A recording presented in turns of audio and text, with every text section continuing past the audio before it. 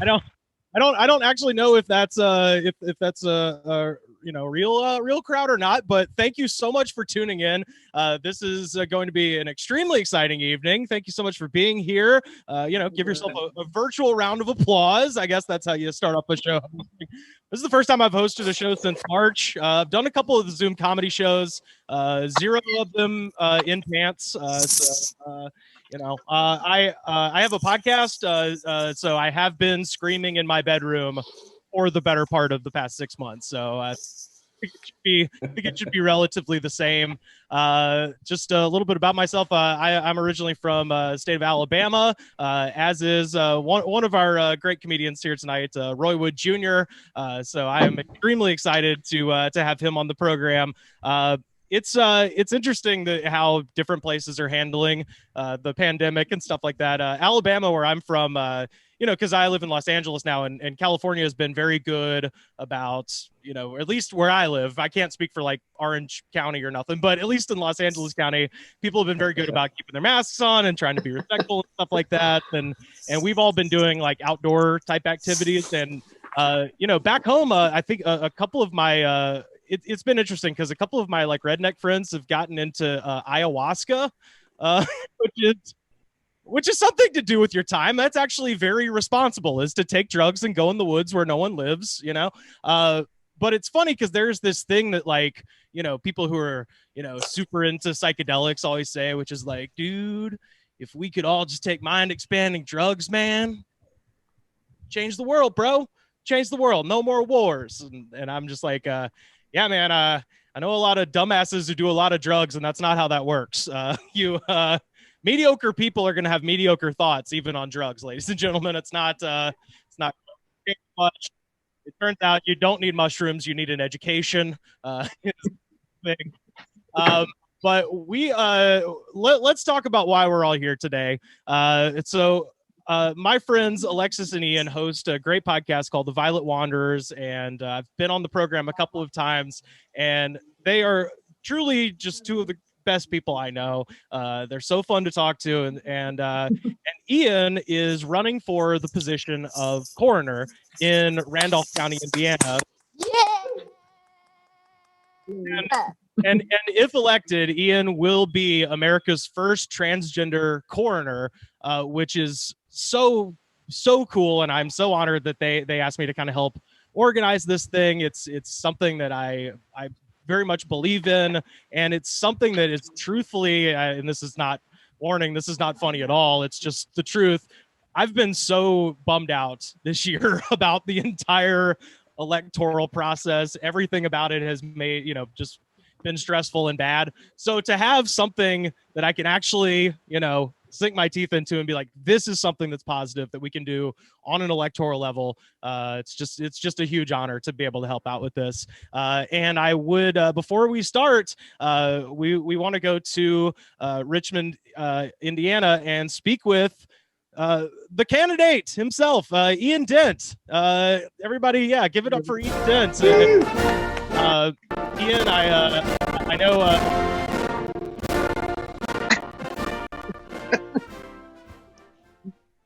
I forgot I had this marching band in my room. I forgot. What a time to break it out. No better time than now. Ian, thank you so much for doing this, for setting an example in terms of running for local office. I think it's a lot of people my age and in our sort of age demographic can feel very hopeless, about the electoral process and stuff like that. But it really does take just regular people to look into your local elections and things like that, and see, hey, if I could run for something, that is the best way to, So yeah, Ian, I guess give people the elevator pitch for your campaign, and then we'll get going with some incredible comedy. Sounds good. Hi, my name's Ian Dent. I am running for coroner in Randolph County, Indiana. I'm not in Richmond. It's actually Winchester. Richmond's a bigger city nearby, sorry. But oh no, you're fine. You're fine. My campaign, I'm running on a position of compassion, to treat people, as humans, not as, their disease or, what they died from. I want everybody to be treated as, a flawed human. So, sorry, my son's coming in. Oh, no, it's okay. Yeah.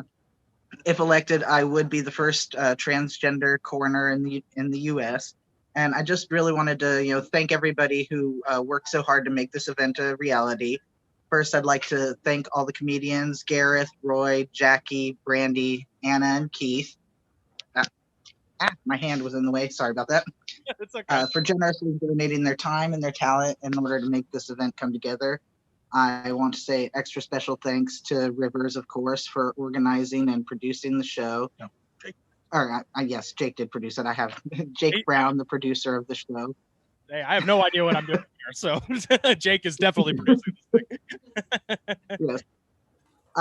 This wouldn't have happened without all of you guys, and I can't tell you how grateful I am for doing this, for all your efforts on my behalf. And I'd like to thank all of the audience that are watching and everybody that is donating to my campaign, and I hope everybody enjoys the show. And I'm sorry I'm awkward. No, it's okay. It's okay. We don't need you to be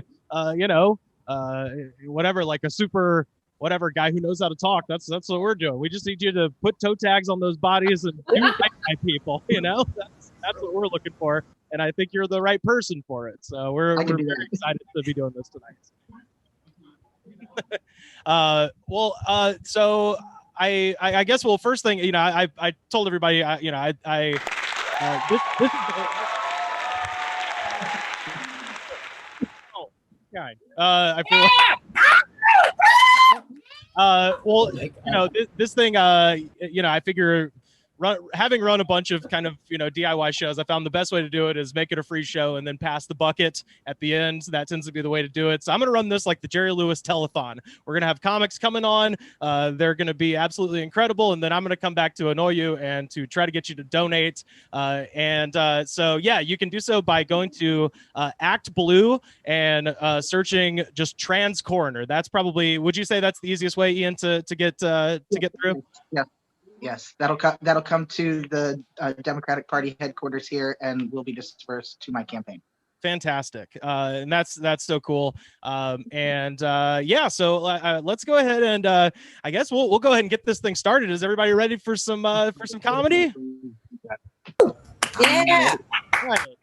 I mentioned him earlier. Up first, I'm going to be chatting with my friend and genuinely one of my favorite comedians ever. Like no exaggeration, just hands down one of the best comics living, I think, in my opinion. And I'm not just saying that because he's from the great state of Alabama, but because he's incredible. Ladies and gentlemen, Roy Wood Jr. coming to us from Connecticut. Hey. Hello. All right, whoever the hell that is clapping, live from a rental car in the tri-state area to support Ian Dent. That's where I am. Let's hurry up. I only got 2 bars of signal, Rivers. I don't know if I can hold it, Captain. Oh my God. Well, let's talk about where we're from. I start off. Have you? How is everybody doing back in Birmingham? How's your mom? Dave, man, they fucked up down there. Can I cuss? I know this is a fundraiser. Yeah, absolutely. But we're talking about dead bodies. They run in the handles, so I feel like we should be able to cuss. Yeah, we're talking about dead bodies and shit.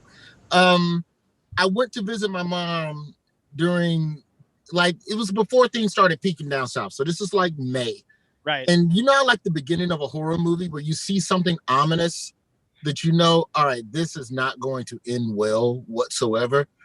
As we're unpacking the car and my son is going to hug his grandmother, I look up the corner and a fucking ice cream truck has been in the corner. Why the fuck is there ice cream being delivered? He has on no mask. The kids are coming out. They're all getting maskless treats and going back into their homes to disperse and sure enough, a month later, Alabama starts spiking. And that's why I told my mom, I'm like, I love you. This is how you use Instacart. This is how you use Amazon Prime. I'm out. I cannot stay any longer. I have to get back to New York City where people kind of sort of take this seriously. I was just talking about LA where people kind of sort of take this seriously, and our apocalyptic thing has been, I don't know, do you know the Citizen app? Oh yeah, I call that the snitch app. It just tells you where crime is happening. This is just the last month. Man with baseball bat, man with wooden sword, man trapped in ATM, man duct taped to billboard. That turned out to be Steve from Jackass. Golf club metal pole, and I'm just waiting for like the super junkie with the flamethrower and like nitro trucks and stuff. This is very apocalyptic here, even in a safe city. I'm more comfortable in New York now that crime has returned. It does make me feel like there's some resiliency, to the people.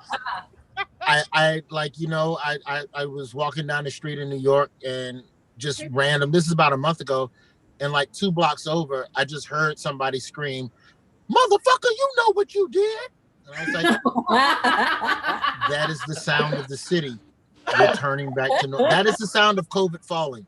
When you hear random shouting matches with profanity, I was like, okay, this sounds like things are getting back to normal again. But I honestly, I just want to say, to Ian, thank you for, taking on this fight, because it's easy for people, where we are right now politically, it's easy to play the sidelines, and it's easy to hope that somebody else will solve the problem, and to look at what's going on in the world and just figure out where you can contribute. It isn't about running for president. It's just, what can I do to make my backyard better? And you saw that, you decided that, and God bless you.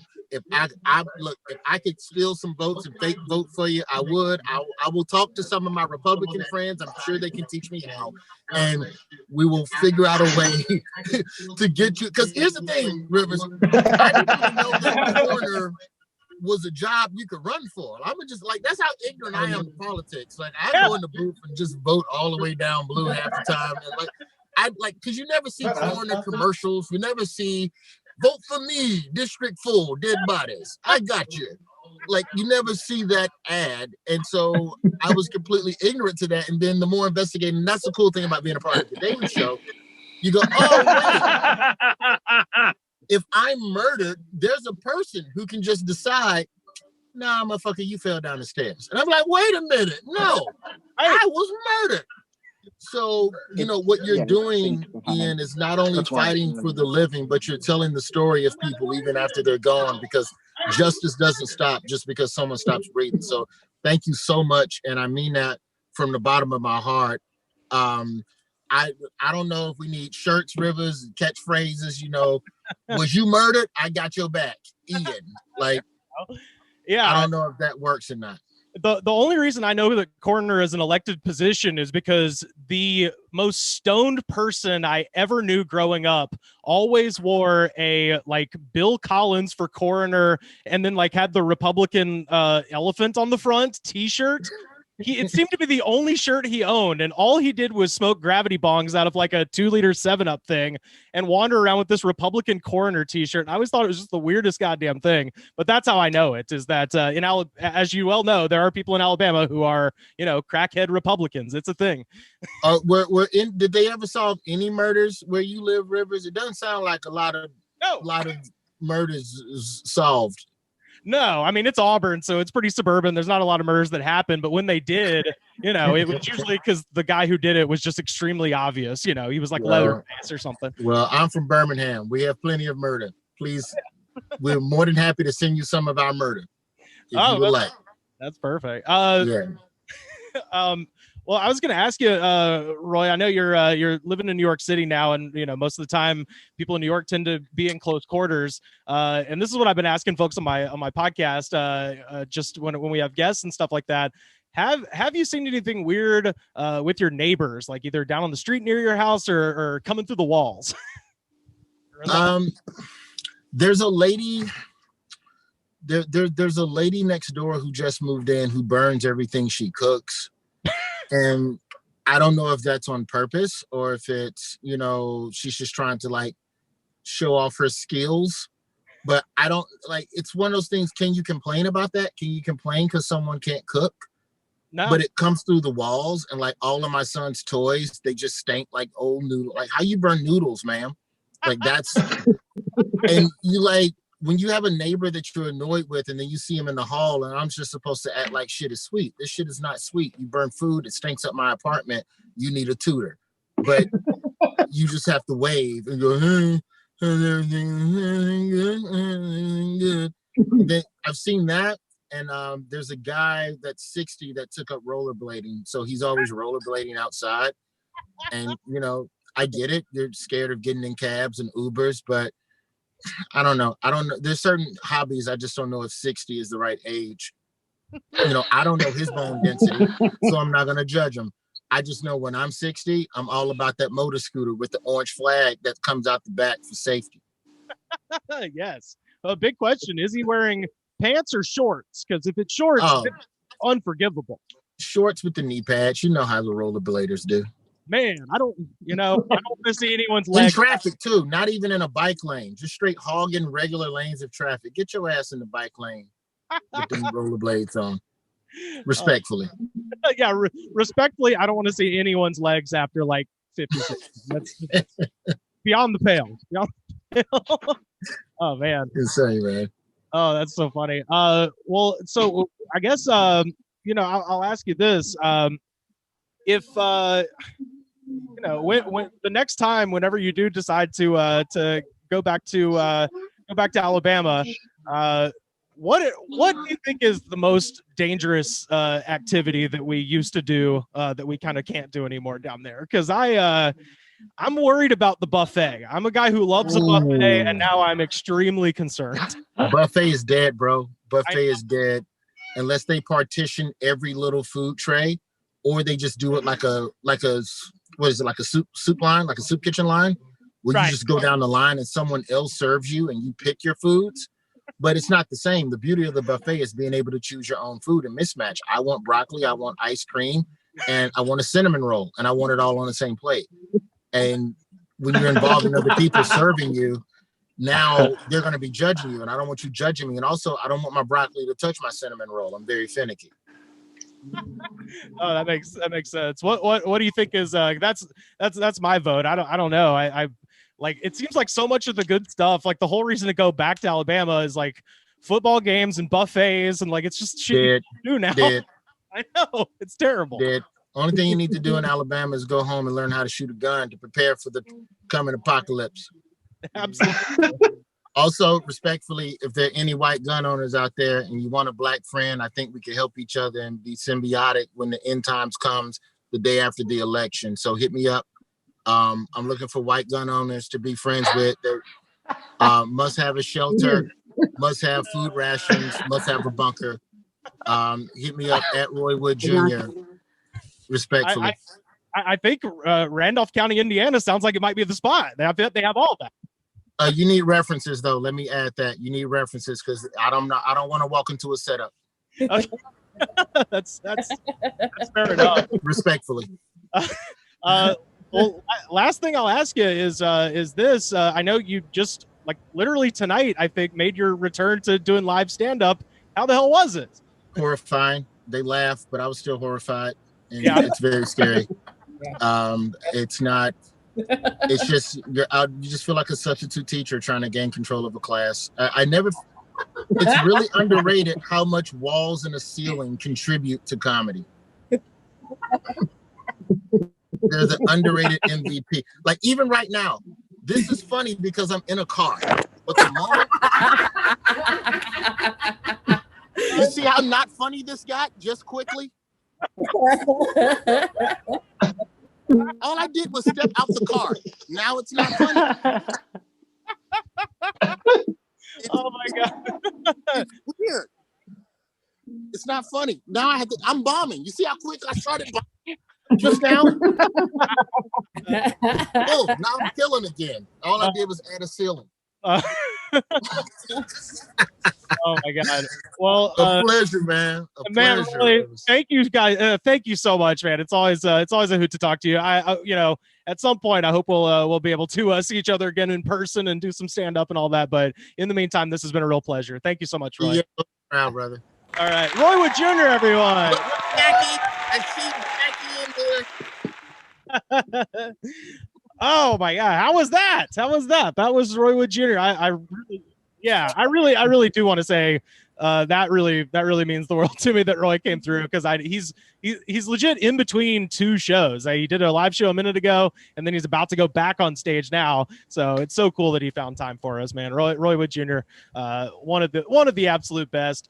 And speaking of the absolute best, our next performer, you may know her from her fantastic podcast called Lady to Lady, and also she's just one of the nicest, best people I know. Everybody, this is Brandie Posey, everyone. Brandie Posey.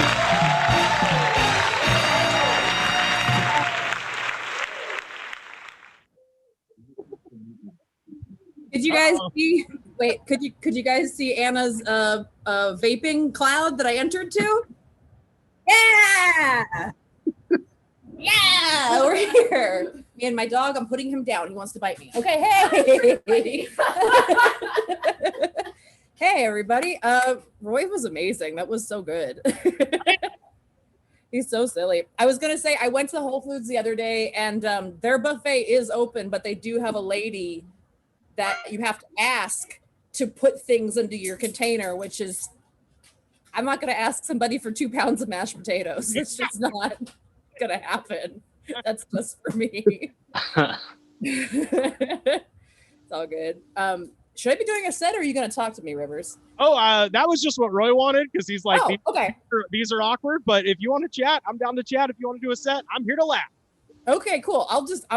Anna, can you blow me on one more time? Hold on. Wait.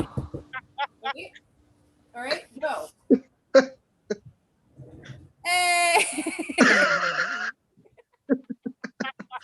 That's the entrance I want every single time. This is our house. You'll see her later.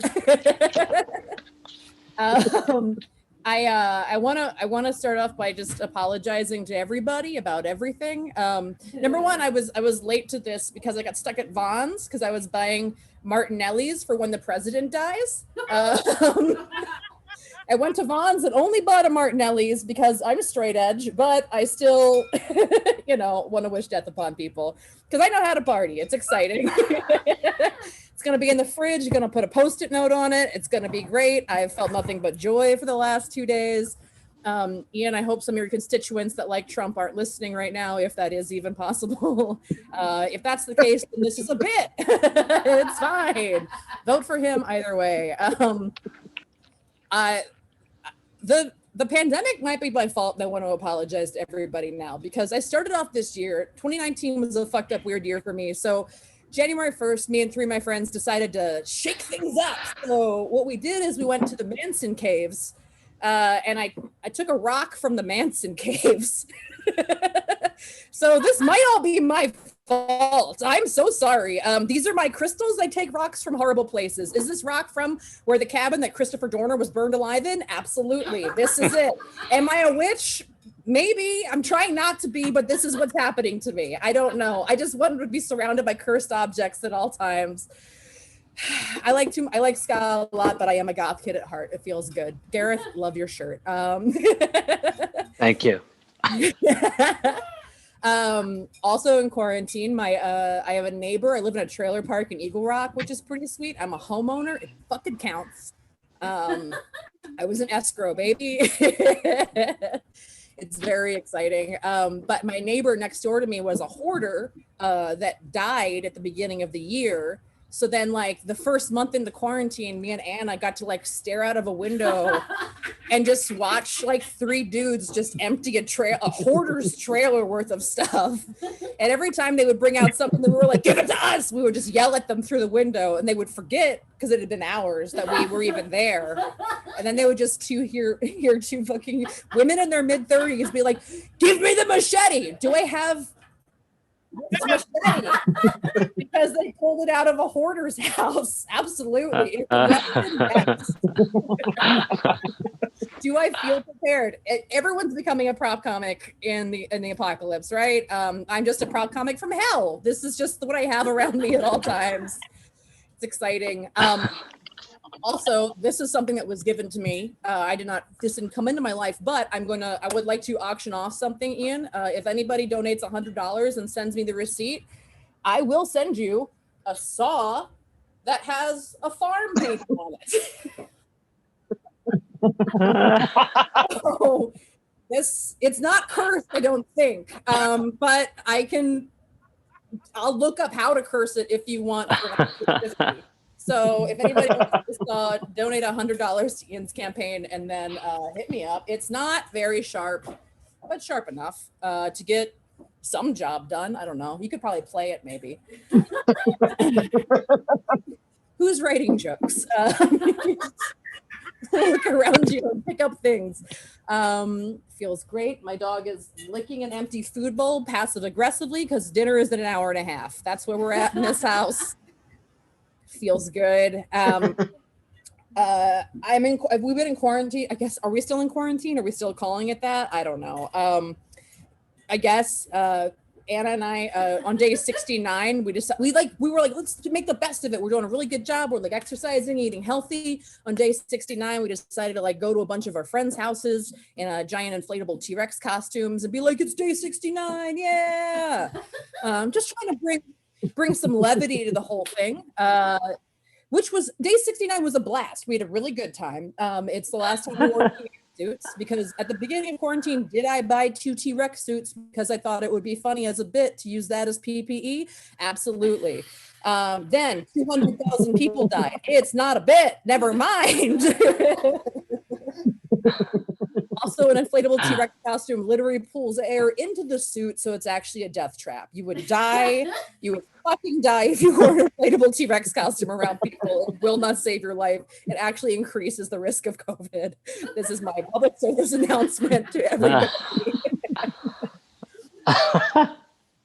The problem about day 69 is then the next day is day 70 and day 71 and 72 and 73 and so on. And I've been keeping track because spite rules me as a person. And today is actually day 204. 204. It's day 204 since this started. And yeah, so you know how 69 is like, you know, 2 people sucking and fucking upside down. 204 is somebody just laying on their side, staring at the wall, somebody who's just been eating their feelings for 6 months, and somebody just sitting in a chair, just bashing their head against the fucking wall.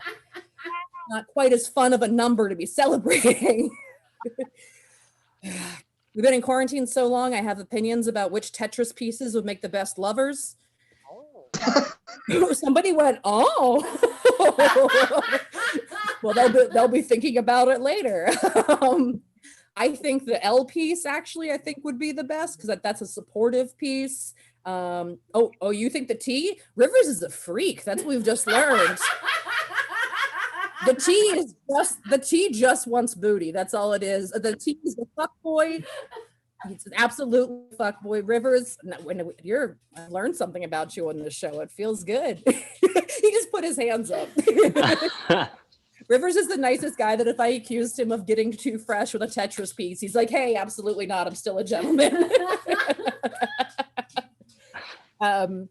Something that I've been doing to get over watching the news before this week is it's this week has been a blast, the last couple of days at least, but something that I do whenever like horrible news is on is I hold one of my boobs like this and I pet it like it's a pet cat and I'm a movie villain. That's what I do. I just go, everything's going according to plan. Yes.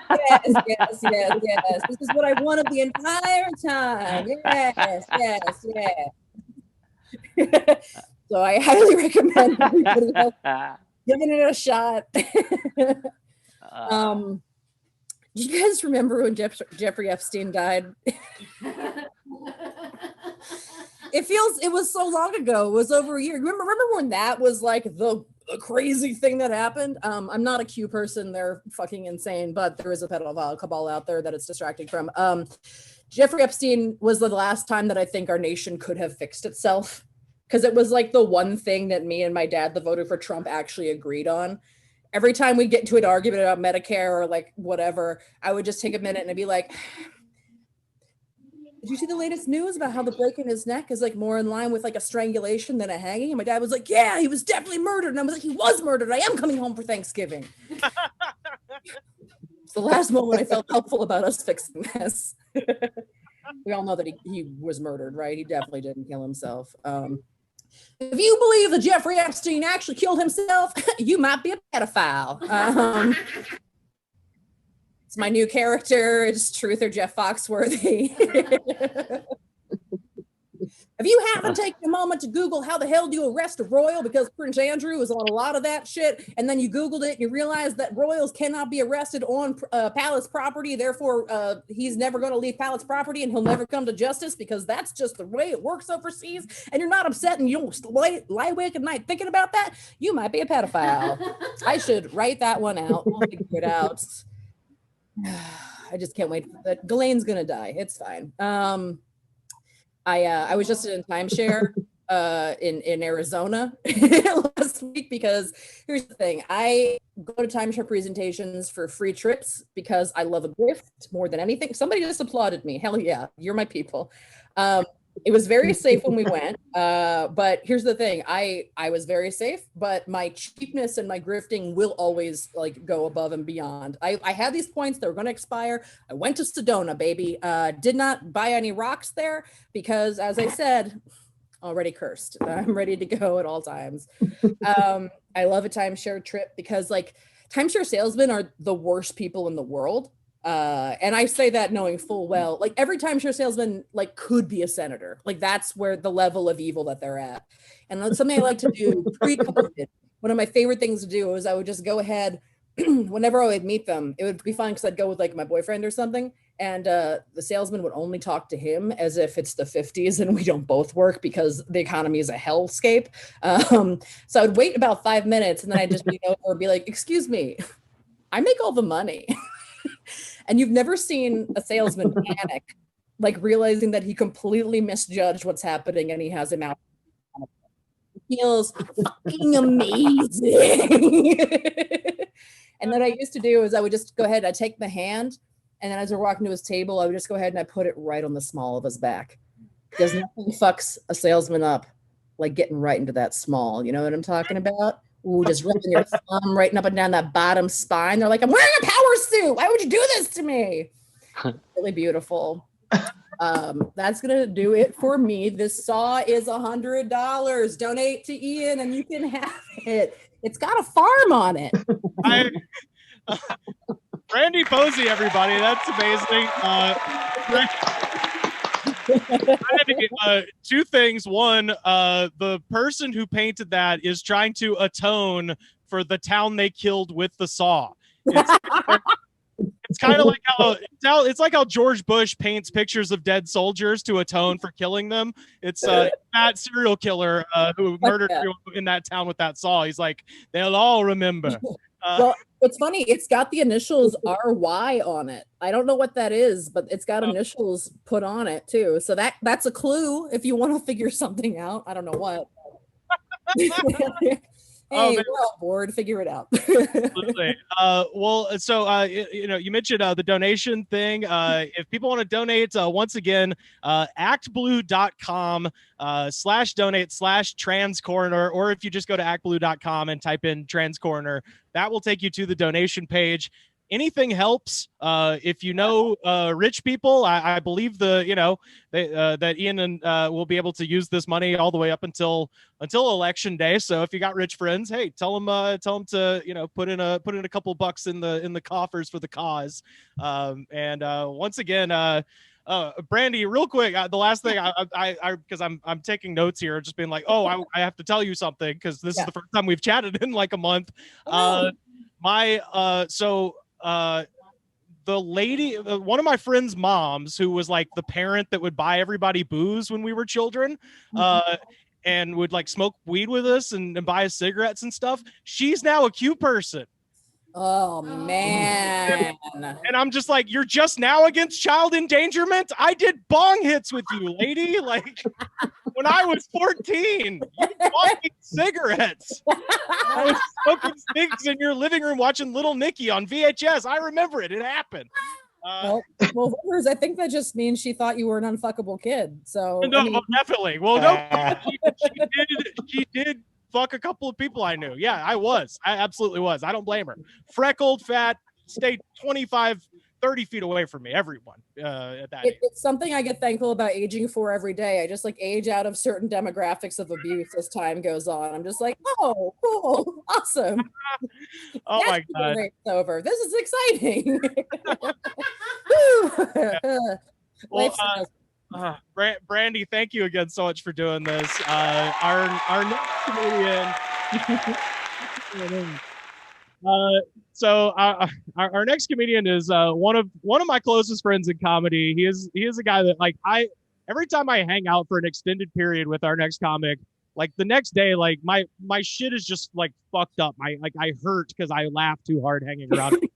And this is maybe too much of a build up, but I don't care. He's gonna fucking kill it.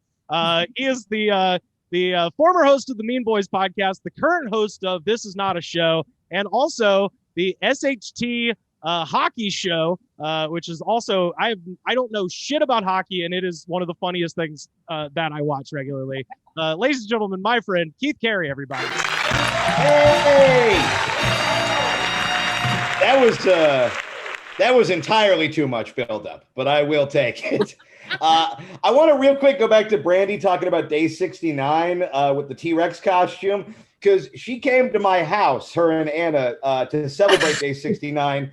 What the two of them did not know is that when they arrived unannounced at my home, I was in the middle of a huge fight with my girlfriend. So I was literally having like a shouting match with the woman I love. And then I came downstairs, just like, what the fuck do they want? And then it's Anna in booty shorts handing up paper dicks and her doing the T-Rex dance. And I didn't want to let you guys know I was having a bad day. So it felt like being a parent at a dance recital you didn't want to go to, where I'm just like, oh, good for you. You tried really hard. And one of you handed me a big paper dick you had made. And I went upstairs and I started having the fight again, and I got about 2 minutes in before my girlfriend goes, "Can you stop waving that dick at me?" And that was the end of it. So you guys fucking day 69 Sana'd me. I really appreciate it. You made my day better in a very weirdly specific way. It's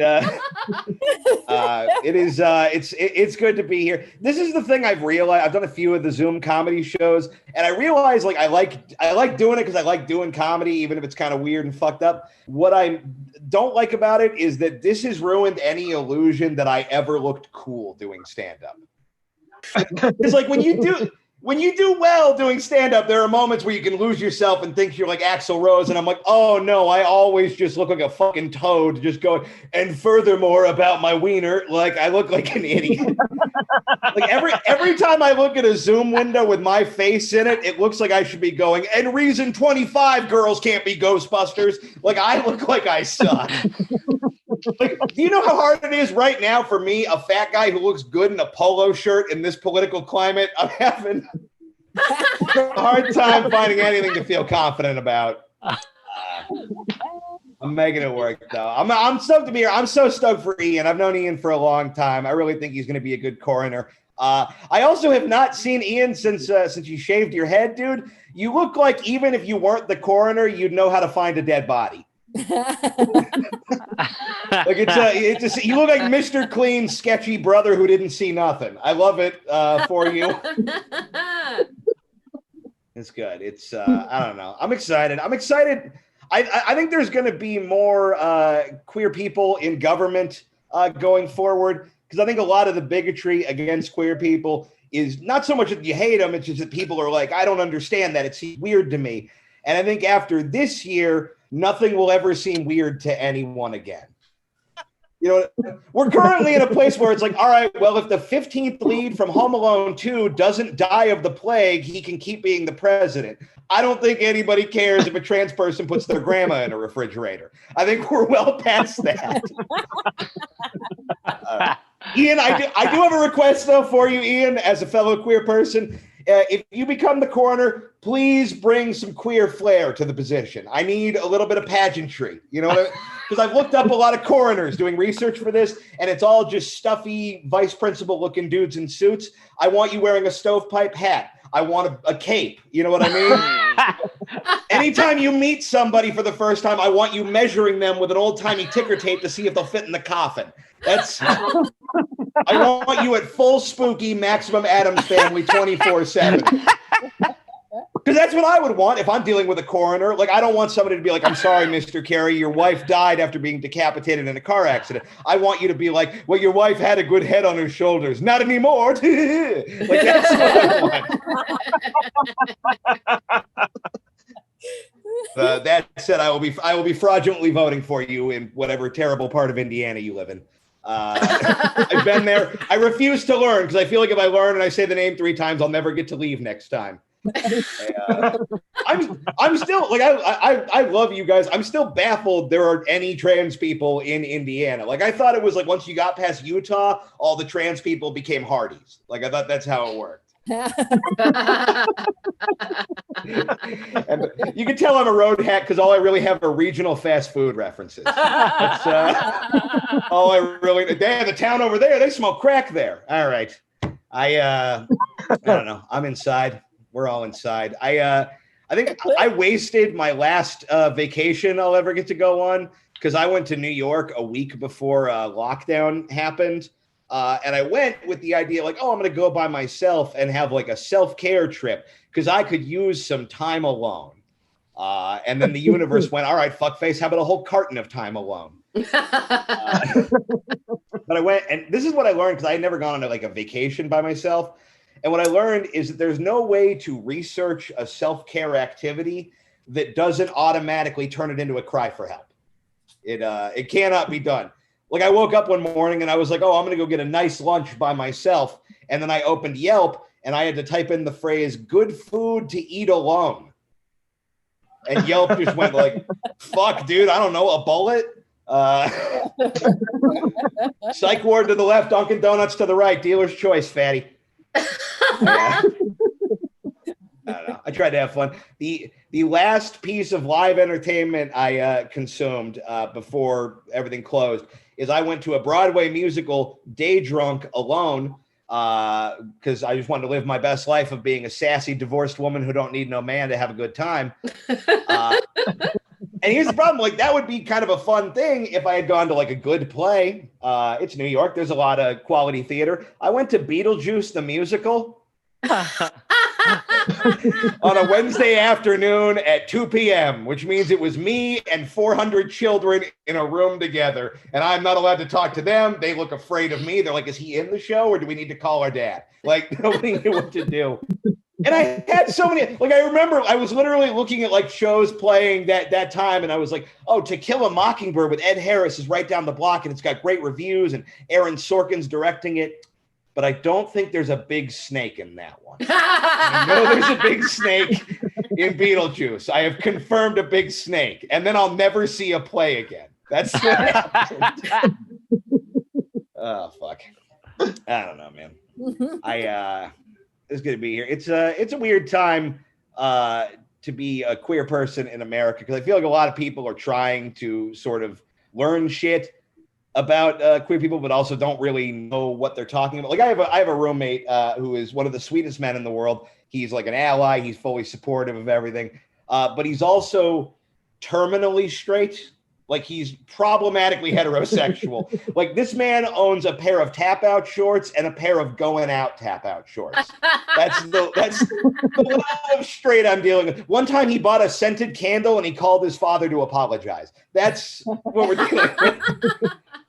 And we were talking recently and he meant this as a sincere question. He goes like, well, here's what I don't know about like gay couples. It's like, what do they like call each other? And I was like, what do you mean? And he's like, well, you know how straight people will like call each other like babe when they're dating each other. Like, what do gay dudes do there? And I didn't have the heart to tell him the truth. So I just told him they call each other sensei. And he bought it. That's the thing. He's not going to fight me on it. He doesn't know I'm lying. So I'm just like, oh man, you should see a gay wedding. It's beautiful. They go out to a cliff at sunrise. They fight each other with swords. The winner gets the checking account. It's fucking dope. I don't know. It's weird. I think we're making, wins where we can. There's something that came up recently though that I don't know how I feel about.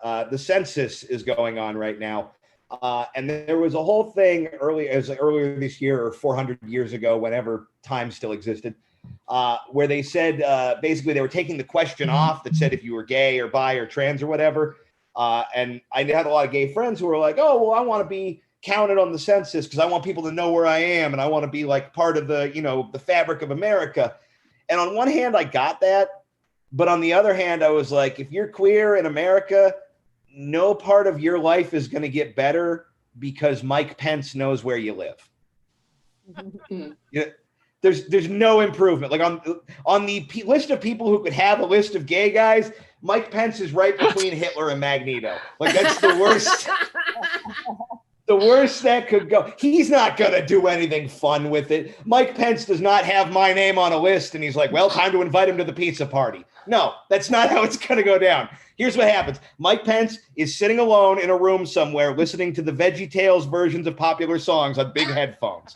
And somebody walks in with a binder, and they said, this is the list of all the gays. And he goes, all of them? And they go, yes. And he goes, good, release the faggot-killing bees. And then he pushes a button on his desk, and then here come the bees. And he cackles, aha, they laughed when I bred bees to kill faggots.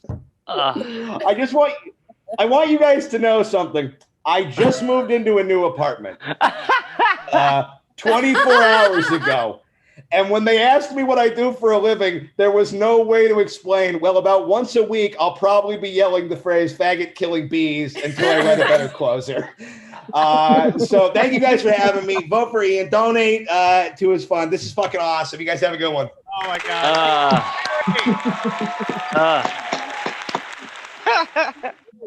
I told you. You know what? I felt like as I was saying it, I was like, I might be building him up too much, but no. Keith is like one of the funniest people I've ever met. My God, that was incredible. That just reminded me, like, you had to move during all of this. I had to fill a room. Like one of my roommates moved out because that's what's happening. LA is the Titanic now, and everybody's slowly jumping off. One of my roommates moved out, and so I put up an ad because normally, we're in the comedy circle. If somebody needs a room, it's just like, oh yeah, I heard so and so has one, and we're all comedians and we know each other's acts, so we kind of know who's fucked up, And so I was like, oh, that person, no way, or hey, I like them. But there's no comedy right now. So I had to go on Facebook and just be like, does anyone on Facebook want to live in East Hollywood? And the first person who messaged me back, I swear to God, I clicked because I was like just clicking the profile and seeing like, are they normal? The first person who messaged me, I clicked his profile, and the first status that he had said, and I quote, well, God has decided that I'm not going to be a DJ. Here's my Venmo. I was like, wow, you disqualified yourself 3 times in like 2 sentences. Like, first of all, God doesn't want anybody to be a DJ because God is a DJ. Okay. He don't want that competition. 2, thank you, Anna. 2, it's like, DJ is out. No, I'm not having that in the house. But also, Venmo, you can't pay get out of here. You're out of your mind. So that's been my big thing, is trying to fill that stupid room. We finally filled it, and now she's moving out too. So if anyone needs a place, hit me up. Once again, just if y'all don't know, actblue.com, and then just search the phrase trans coroner and Ian's profile will come up. That is the best place to donate. As I said earlier, whatever you can give is much appreciated, and will go a long way to helping elect the right candidate for the job of coroner in Randolph County, Indiana. And like I said up top, if people are just joining us or whatever, hopefully this will start the process of kind of hacking away at that wall. Like if you're a person like me and you've been kind of bummed out about all the political processes this year, it's like, it's like they always say, it's, think global and act local. And this is your chance to do that at actblue.com/donate/transcorner. So we've got two more comics. They're both incredible. Our second to last comic, our penultimate warrior, is my friend. She has appeared on the Roast Battle program on Comedy Central, and she hosts a great podcast called 12 Questions. And also, up until March, we were co-workers as tour guides here in LA, and now no one wants to come here ever. So we're kind of shit out of luck, but nonetheless, one of my favorite comics, one of my favorite people. It's Anna Valenzuela, everybody.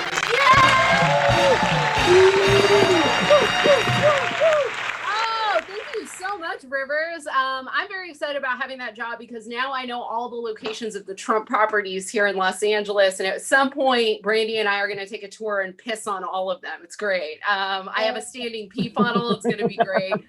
Also, Ian, thank you so much for participating and fucking giving back. I love what you said. And similar to Brandie, I have an item to auction off. So if you donate $100 and send me the receipt, I will send you this Keith Carey vinyl of his very first album, Forever Nap, that I bought because Keith was so poor.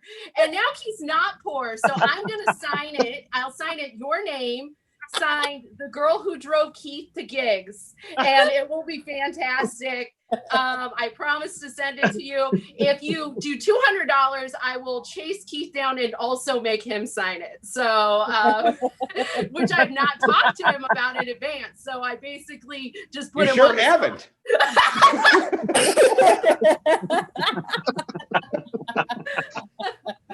It'll be great. Who needs a hug? Who needs a hug right now? I feel like this week, yeah, Rivers needs a hug. Everyone's getting a hug. I'm hugging. I'm sending them virtual hugs. Man, this week was bananas. It felt like when that one time when my mom kicked the shit out of me and broke her hand at the same time, you know? it was crazy. I was like, I remember when I was a kid, they were like, how did your mom break her hand? And I was just like, that's right. These glutes won't quit. I am very, very excited. You know, Brandie and I watched the debate together, as one should. And I think my favorite part of the debate, other than seeing that runaway merkin on Trump's head, you could actually see the tracks at one point where he had that thing glued down. And I was like, yeah, that's right. I see you, motherfucker. It was great. But I think my favorite part of the debate is when Biden called Trump clown, because I don't know if you know this, but clown is old man for wetback. That's what that is. That is, clown is old man. That is their N-word. Like, they fucking love the word clown. I'm surprised the mule was not called the clown. Like, it is such a crazy word for them. I knew shit was going to escalate. Just a beautiful Walker fight that ensued. It was wonderful. And I think old men have issues with the word clown because the only clown that they know in their mind is John Wayne Gacy. And so like, they just like, they're like, oh, I'm not a scary murder clown. And one thing you'll notice is that women never call each other clown. Never call each other clown. You know what I mean? And that's because we don't have a murder clown. We don't. That is the glass ceiling we have to shatter with a tiny car full of clowns. Oh, guys, we gotta do it. I'm getting buff for the race war. Getting buff, getting flexible for the race war. I'm ready for it, man. I'm fucking ready for it, mostly because I have a really shitty back. I have a terrible back, and you can't say like, hey, excuse me, Google a timeout. Hold on. My back hurts. I need to do a little downward dog. Hold on. Let me get that going, you know? Plus, I don't want to spread amongst the racists that all Mexicans have hip dysplasia. So just me, guys, just me. They should not have been adopted. It's a crazy thing. I am very excited about, well, let me tell you something. I'm really sad, actually. I'm sad about 2020 killed one of my favorite jokes about my bad back. So I'm going to tell it to you now, and I hope you enjoy it because the shelf life is limited. I hurt my back teaching karate and women's self-defense. Yeah, that's a real thing. I love telling that joke live, especially in red states, because I can actually hear this weird sound. It sounds like this. And that is the sound of dicks hiding behind balls. That's what that is. It's the weirdest thing. It's just a bunch of men being like, oh, she can hurt me, and I will. And it's wild. And so when I got my diagnosis, I went to the doctor, and he was so stoked. He got really close to me. He was like, Anna, you have the exact same back injury as famous basketball player Kobe Bryant, except if you and Kobe were both cars, he would be a Bentley and you would be a Honda. And I was like, all right, well, fuck you, Dr. Choi. A Honda is a very reliable car, first off. And secondly, a Civic has never raped a lady. So I feel like I'm doing way better. And I guess I'm going to have to change that to, hey, I don't get in helicopters. I don't know, but it's just, it's a joke that will make people sad. So I can only tell it here.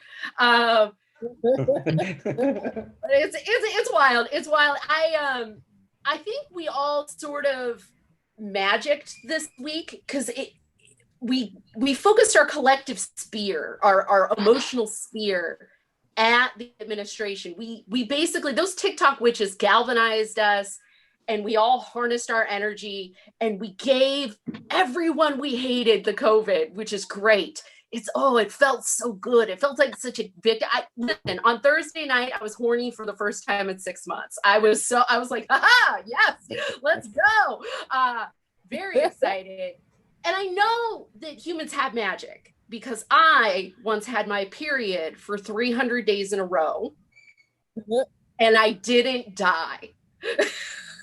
And that's how I found out that I'm a witch. That's how I found out I am unkillable. You cannot kill me. I can bleed and never die. It's fantastic. And, there's been some other magical things that have happened. And I'm telling you, you can enact magic in your life. You can manifest a better world. Here's what happened. First off, after the debate, side note, after the debate, I started Googling guns. I was like, I think I'm going to buy a gun. And I have it picked out. Rivers, you're from the South. Tell me if I picked right. I want to get a 22. I want to get a Ruger takedown rifle with a nice sight and a little pumpkin stock in the event. You know what I mean? Like, I know what I'm going to get. And I know what you're thinking. Does this woman know how to shoot? She's from California. She's brown. They don't like it when brown people have guns. And the truth is I do, because I used to date a Republican. And that's the first thing they do is take you shooting. That's what they do. They're like, you want to go on a date? Let's go shooting. Yeah. And I know how to shoot. He never taught me how to load the gun, which is good because he was an asshole. And it would have been bad for him. But yeah, I'm like, I'm ready to buy the gun. I'm ready to do it. I'm going to go shooting tomorrow. But when we were together, there's a funny thing that happens. And Keith mentioned this, like super straight dudes, super like Republican dudes that are like, yeah, masculinity. Like one day when you're with them, they just like wake up and they're wearing nothing but tap out gear. Like they just like they grow it in their sleep. Like it's the most weird thing in the world. And so he woke up one day knowing I do martial arts. He was like, babe, I gotta go to a jujitsu class. And I was like, all right, babe, chill out. Chill the fuck out. And he goes to the jujitsu class and he comes back and he's like, hey, can I teach you like a takedown? Can I try something on you?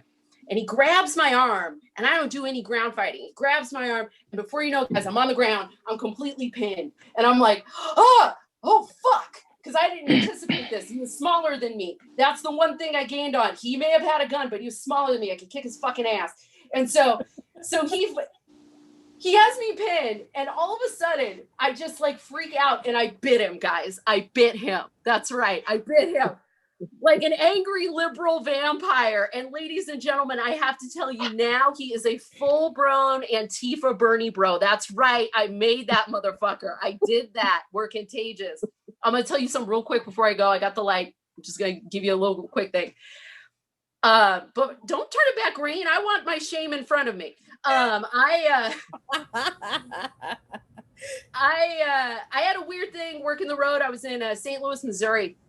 And because I like going to, I grew up in the country. I grew up in a place that could be best described as Tom Waits, the town, and just rust and dirt and racism, just crazy.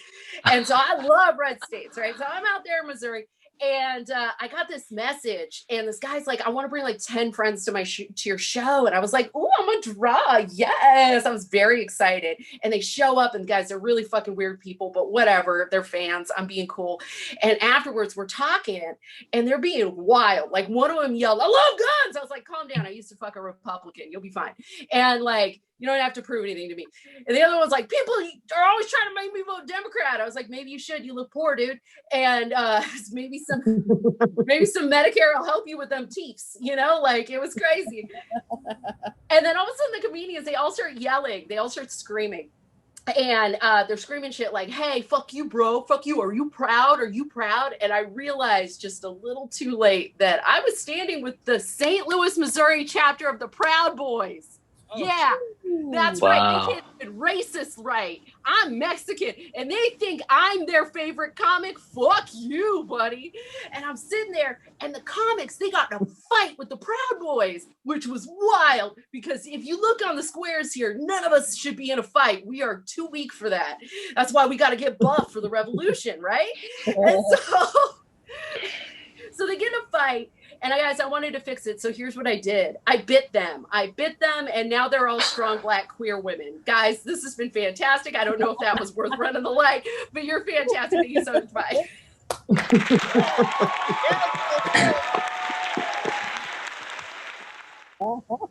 Oh man, fantastic! Thank you so much once again to Anna Valenzuela. We've got our final comic of the night, our headliner, coming up in just a second. But I did want to shout out. There's so we got some more donations. Once again, actblue.com /donate/transcoroner, or if you just go to actblue.com, type in transcoroner, that'll take you there. Want to shout out Jake B in Denver, who donated $100, so he might be getting a creepy Saw or or the Keith Carey LP, the rare.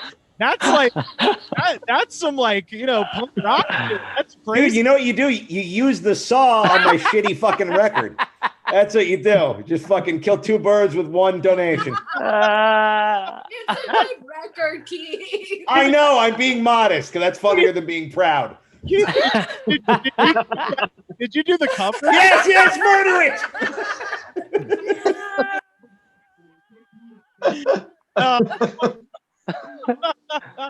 Oh man. Well, Jake B, you know, you donated $100, so I guess message Keith or Brandie if you. I don't know how they want to do this, but thank you. Also, thank you to Paulo in Minneapolis. Shout out to Paulo. He's a longtime listener of my podcast. It's awesome to hear from you. Huh?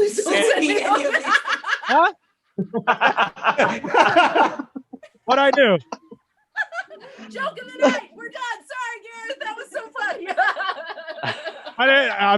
Well, there's the problem with Zoom shows. I didn't hear it, but I'm sure it was great. I'm sorry. And then finally, I wanted to say this is a mystery donation from a certain Keith C in Long Beach, California. Huh? It's I don't know. Are you trying to buy your album back, you weirdo? No, I thought Rivers would be cool and not read it. I'm trying to just help. Oh no. We got to get you in there. Well, this has truly been fantastic, and I wanted to say one more thanks to everybody. And our final comic of the night, he is one of my favorite comedians, and also, no shit, I have The Dollop has been my favorite podcast for like 5 years straight. Like, ever since I found out about it, it's like, oh, it's a funny history podcast, and that is so directly up my alley. It's unbelievable, and we're so happy to have him on the lineup and have him here tonight. Ladies and gentlemen, it's Gareth Reynolds, everyone. Oh, hey. Oh, thanks, Rivers. It's great to be here in my home. Yes, like everybody said, donate. Please donate. Give. I'm going to donate. I'm going to donate a lot of money later, not now. Off air, I'll do it. It'll be hard for you guys to know. Anyway, but I do think it struck me, Keith, that it is strange. It's a strange year for a census in general. Should we be doing a head count right now? It feels like there's a lot of fluctuation in the numbers that we're not, you know what I mean? Shouldn't we put it off like 18 months or something and then be like, all right, it's like counting your teeth before going to fight Mike Tyson. It's like, wait until after the fight's over, then see how many are actually there, because there's probably going to be a discrepancy. Quarantine has been, I've handled it pretty well. I'm a real homebody person, and I actually I feel bad at times for how I've handled it. And then I've recently started to be like, okay, I'm losing my mind. I live alone, and I have fruit flies, and the lengths at which I'm going to, like, the attention that's being paid to them. It dawned on me today, day 3, that I was like, this is genuinely sad. Now, the amount of time in my day where I'm like, I will get them. Like, I'm like Martin Sheen, and I'm like Apocalypse Nowing fruit flies, and I've completely lost my mind. The best experience I had going to the outside world was I had to go to the DMV, and I ran into a woman who has a policy that I did not know anyone had. She, you got to wear the mask, so she wore the mask, right? So she had the mask on.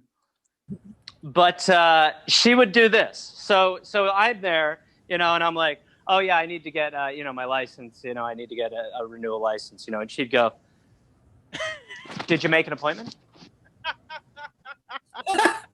And then I'd be like, I'd have a mask on, and I'd be like, yeah, I have an appointment. And I gave her my name, and she'd be like, okay, well, your first thing, I know you filled out some of this online. And I was like, who the fuck, how is like nobody communicated to her? Because I do feel that. Like, I feel that like when I'm out, like, and I see someone without a mask somewhere, and, you just want to be like, you should really put one on, but you kind of just are like, how are you? Good to see you. But how are you around someone whose policy is literal? Like, I would just be like, just don't wear a mask. Just don't even pretend, you asshole. I've also been thinking about 2016 a lot, because if we do wind back the hands of time a little and think back to 2016, we were real fucking babies. Mm-hmm. We were so pissed at 2016. We're so spoiled by 26. Like we were, look, people died, right? We lost some celebrities. We lost Carey Fisher, we lost David Bowie. Prince was gone. And we were like, this year is fucking bullshit. This is the worst. Fuck this year. Harambe died, and we were like, they're fucking killing gorillas. Fucking bullshit. And then now we live in 2020. And I look back at 2016 so fondly. I pine for the David Bowie death time. That was, what a luxury that was when David, relish the moment. I would suck 2016's dick in an Arby's parking lot if it would take us back. It's just not okay. Well, that's my favorite part about the Zoom show, when I can hear someone's text. That's like, so that's a feature I've never had. I've never had that on stage. I've seen people texting during shows, and I've been like, hey, asshole. But instead, I'm just like, one person here is receiving a message, just so you guys know. I also, and someone got an email or something. It's like an electric lobotomy I'm having. I also, I have to say that the best part of this whole thing, I think, is what it's done to parents. It's flipped the script on parents. And for me, a man who's just lived his life with like low overhead, Like just not, just pretty simple, no kids, no spouse, none of that shit. To watch these people who for the last 10 years have been like, you gotta have them. You gotta have them.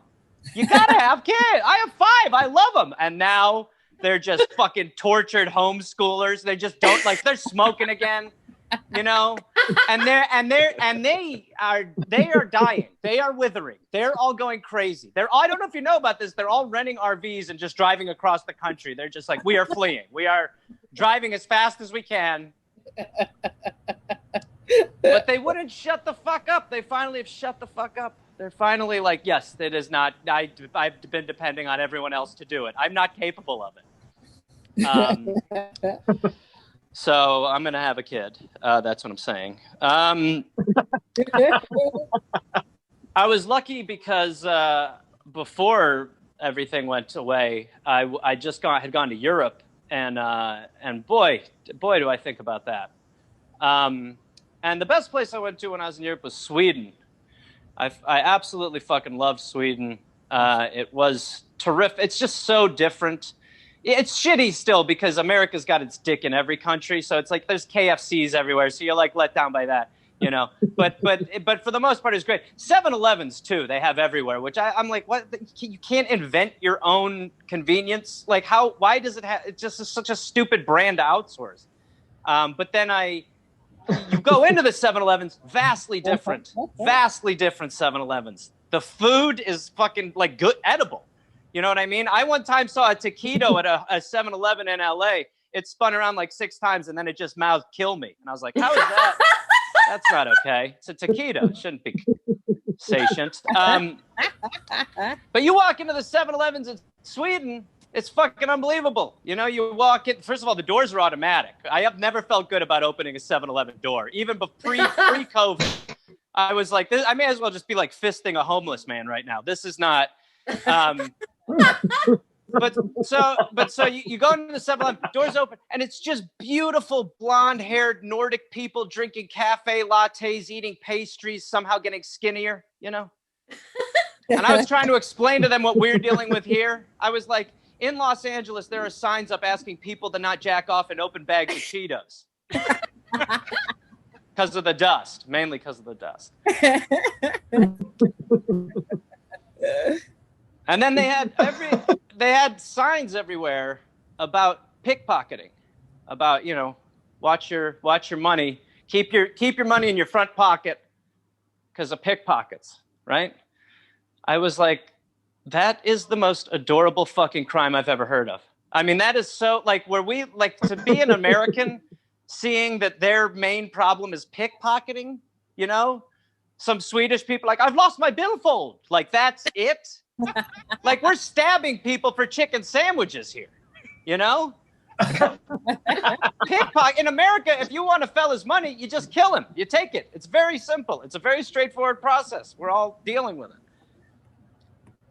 But like pickpocket to me, I just picture like pickpocket to me just seems like, it just, when I picture pickpockets, I just picture like some old weirdo like walking down the street in a trench coat and a bunch of little orphans darting out from under his overcoat, just going like, we got his watch. It's what we do, But I guess it's good that I sang and nobody laughed. That's good. Does anyone want to get a text? I absolutely do not want to have children. Which is good. I'm almost at menopause, which I'm counting the days. But I really have no interest. I think most of that comes from the fact that when I first moved to Los Angeles, the first job I had, besides selling blood platelets, was I used to dress up like superheroes for children's birthday parties. And that translated over Zoom. I heard someone like, oh, and it was crazy. I did it for 5 years. Maybe even more. It was just crazy, just the worst job. I hated it. Many weird moments from that time. One time I was dressed up like Spider-Man at a child's birthday party, and I got stung by a bee, and I reacted how I would react in that situation, not how Spider-Man would handle it. I was like, it really burns. But the best story I had is one time I had to dress up like Buzz Lightyear for a 1-year-old, which right off the bat, fuck the parents. I mean, on every level, that's just torture for everybody. Nobody wants that. Nobody wins. Nobody wins. Nobody wants. The 1-year-old is not enamored. You know, Buzz Lightyear walks into a 1-year-old's birthday party. A 1-year-old's not like, oh my God, it's Buzz Lightyear from my favorite movie. No, a 1-year-old's like, oh my God, I have hands. And so I go to this 1-year-old's birthday party, and I do whatever I can to get through the hour. Like I was probably just shaking my keys for like an hour. And as I'm leaving the party, I'm walking to my car, which was always the weirdest part about a children's birthday party experience, was that I would eventually have to leave and walk to my car. You know, so like if you're Batman, the kids want to see that Batmobile, you know? So you'd leave that house and they'd be following you and you'd be like, you don't want this. Go home to your families. You don't. And then I'd just like get to like the car and I'd be like, all right, you happy now? It's been a rough year for Batman. I made some bad investments on behalf of Wayne Enterprise. Like Alfred's dead. I don't want to talk about it. But so I'm leaving this party. I'm dressed as Buzz Lightyear and I'm walking to my car. And as I get towards my car, I hear a 5-year-old child from a little bounce castle house thing. This 5-year-old goes, hey, Buzz Lightyear. And I sort of stop and I turn around and I'm like, yeah, kid.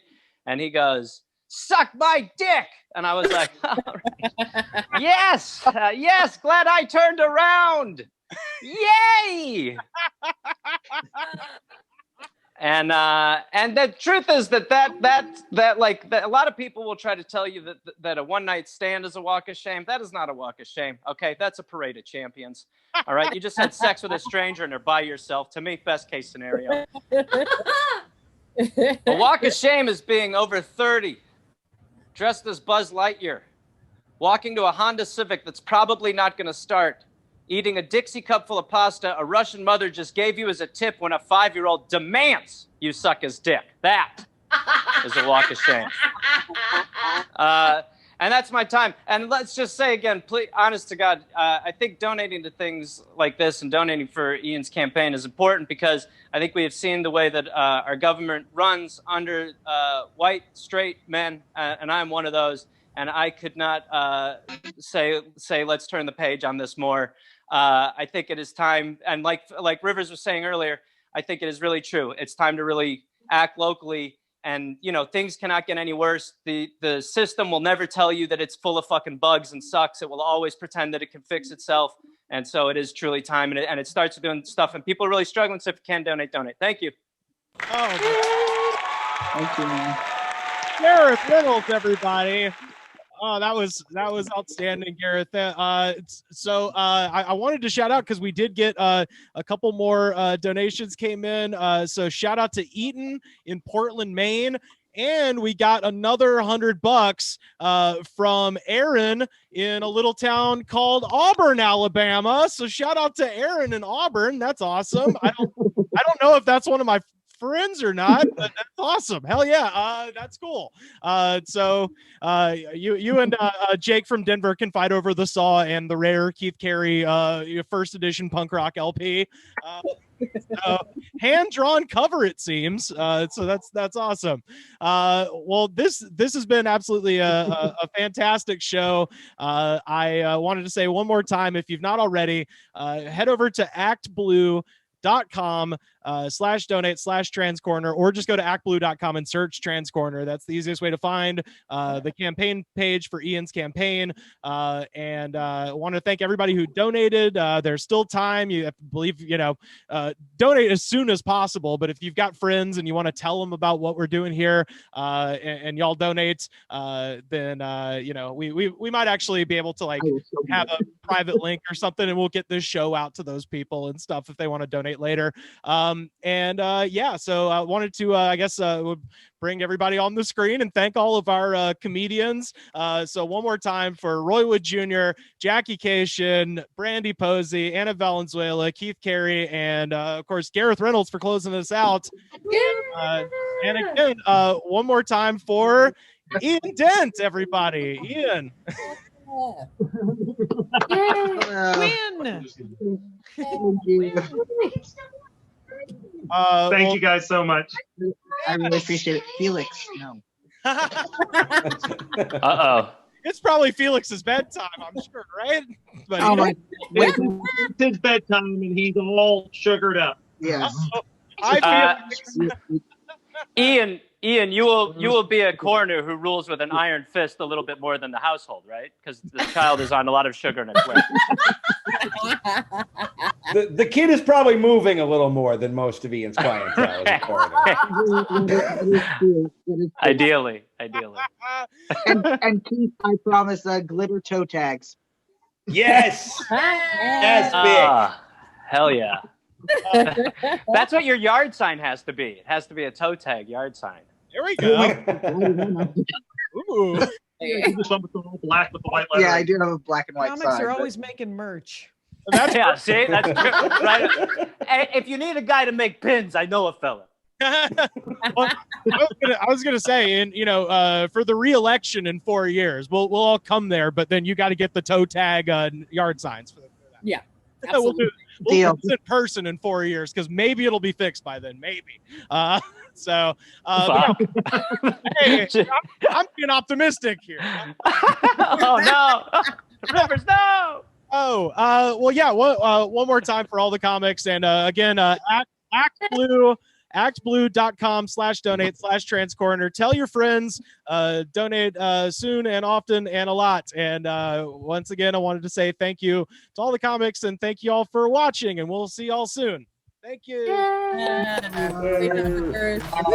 Everybody.